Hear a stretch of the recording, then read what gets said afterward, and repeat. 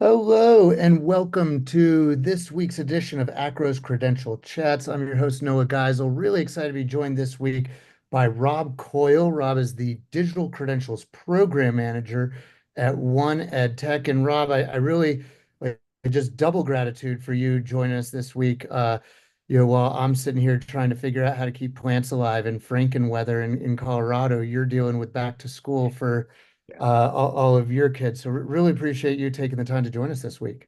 Oh, happy to be here. Thanks for having me. Excited to participate. Yeah, and for folks who aren't familiar with your work and with One Ed Tech, I think of you as a really essential and vital member organization in the space that specializes in doing some of the behind the scenes, really important, boring work so that we members don't have to. Right. That you help us understand what is and isn't operable and specific to the space of micro credentials and in credential innovation, you are wanted tech, you are stewards of the actual data standards. That's right. That's right. Yeah, we have the open badges credential standard, open badges 3.0 being our latest, and we also have the comprehensive learner record version 2.0 is the latest there. But yeah, as an organization, yeah, we help connect all the plumbing and find ways to help provide students with that seamless experience and help support institutions and organizations of all types. Yeah, and you mentioned CLR off the bat, and that's Yes. definitely kind of a place that I'm hoping we can go today because Sure. especially for our ACRO members, they're hearing about LERs, they're hearing CLR, Comprehensive Learner Record, and one of the things that they don't know is that there's a lot of stuff they don't know in our survey data, I think we could collectively sum up the findings as, huh? And so, I was really hoping that you'd be comfortable to just dive into sort of a approachable unpacking of what members need to know about the comprehensive learner record. And so, I definitely have some questions I'd love to ask you, but at just a 30,000 foot level, in your words, what is a comprehensive learner record? Oh, that's a great question. I think part of the response that you got there is because there are a lot of varied definitions. And a lot of organizations use that term to mean slightly different things. In general, right, we're talking about a way to capture all types of learning and accomplishments that a student, a learner, an employee, wherever may have throughout their lifelong learning journey. At One Ed Tech, we usually are talking about the Comprehensive Learner Record standard, the CLR standard, which is a particular way to format a CLR using structured data so that it is interoperable. I'll reuse the word that you mentioned earlier, so that you can share that credential. You know how to develop the credential, you know how to give it to the learner knows how to use that credential, whether they're transferring for another education experience or they're looking for employment, but the way that you can format the data in a way that helps others be able to easily unpack all of that information that's in there. And is it fair for people who are in non-technical roles to sort of view it as VHS versus video cassette, that VHS is a data standard Sure. and that the interoperability is such that whether I was buying a Panasonic Pioneer or any other brand VCR, if it was subscribing to the VHS data standard, then my VHS standard cassettes were going to play in them regardless of vendor type. That is a fantastic analogy. Yeah, I usually talk about like Wi-Fi or USB connections, things like that.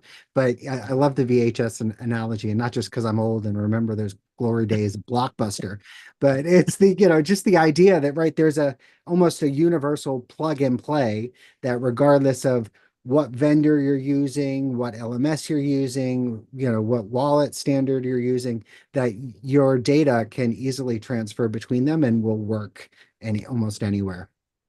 Hmm. And so, now that people have hopefully a sense of, just CLR is this data standard, and you talked about it, um, words that sort of make me think of ways of packaging sort of a human highlight reel that is able to contain all of these sort of statements or assertions about who I am as a learner achiever. Mhm. And so, when we start to think of it as a package like that or an envelope, if you will, where does the difference come in between you mentioned the open badge standard? So what for a member or someone in the ACRO community who maybe already has a vendor relationship on, for open badges, Mhm. what do they need to know about the differences and maybe kind of synchronicities between badges and things that are going to be in that envelope of or container of a CLR? Sure. So you said a lot of great terms in there that I think can help illuminate some of these things. So if CLR is the package, it's the envelope, it contains a lot of different things, right? A lot of people I know are equating CLRs with transcripts, and that is absolutely one use case, but you can incorporate a lot of other items in there besides just the list of courses and the grades and the degree. One of the benefits, with the latest versions of these standards is that open badges, which is a way to express a single accomplishment, right? A single assertion of something that a learner has accomplished or earned. You can put that in with a lot of the other data inside the CLR. So it can be multiple things that are all packaged in there together. You could have the transcript data, but you could also have badges. You could, even include like documents and there's a lot of information that can be packaged together. And similar to, I think, what registrars would recognize is that once the CLR is put together in the package, you seal it, you sign it, right? And that package remains together. So all that data is related and people can understand and have a level of trust that what contained has not been alterable, things like that. So open badges, CLR, almost two sides of the same coin. It's just that one is really designed to express a single accomplishment. Maybe that's a degree, maybe that's a, micro-credential or some sort of alternative credential, a certificate, etc. And the comprehensive learner record is a way to package multiple things together, but ultimately all coming from one organization or one institution, and to that one learner at a moment in time. And I definitely want to unpack that a little further in a moment, but I guess going back a little bit, when we think to that sort of generic video cassette versus VHS standard, folks who are watching this may also be in their acronym overload hearing about LERs and learning employment Sure. records.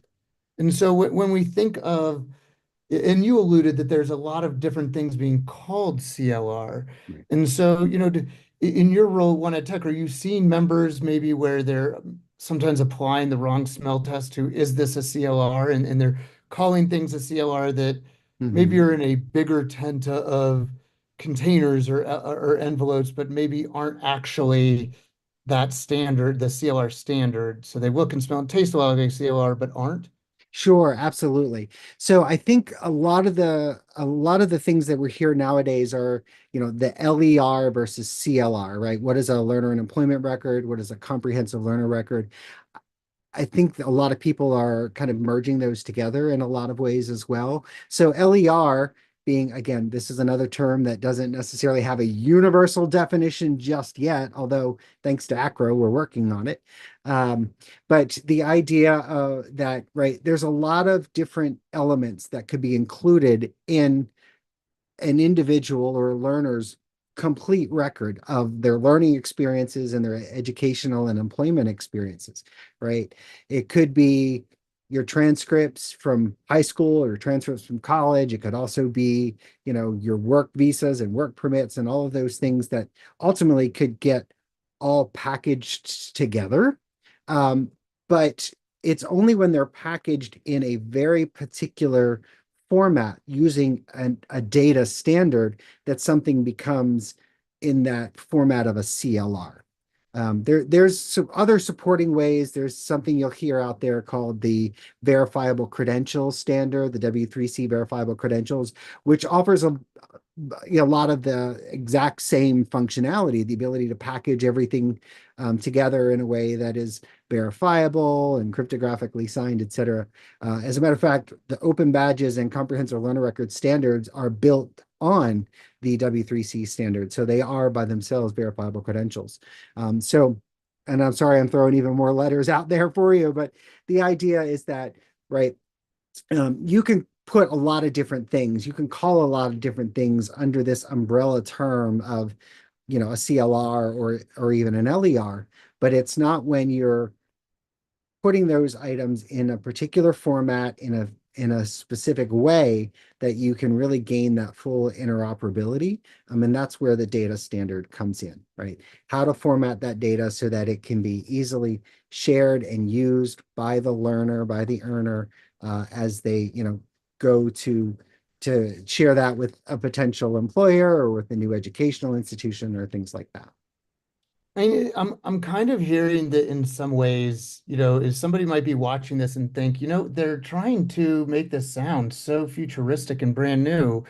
And this also reminds me a lot of just the talk about e-portfolios from 15, 20 years ago, or the extended transcript. And would people be way off to think, yeah, actually, this is very much the kind of next iteration of that, and that the key I'm kind of hearing is with those data standards, the key difference between what we were talking about then and now is not about the purpose of these, envelopes and containers or what might go in them, but rather how the technology of the data standard helps ensure trust.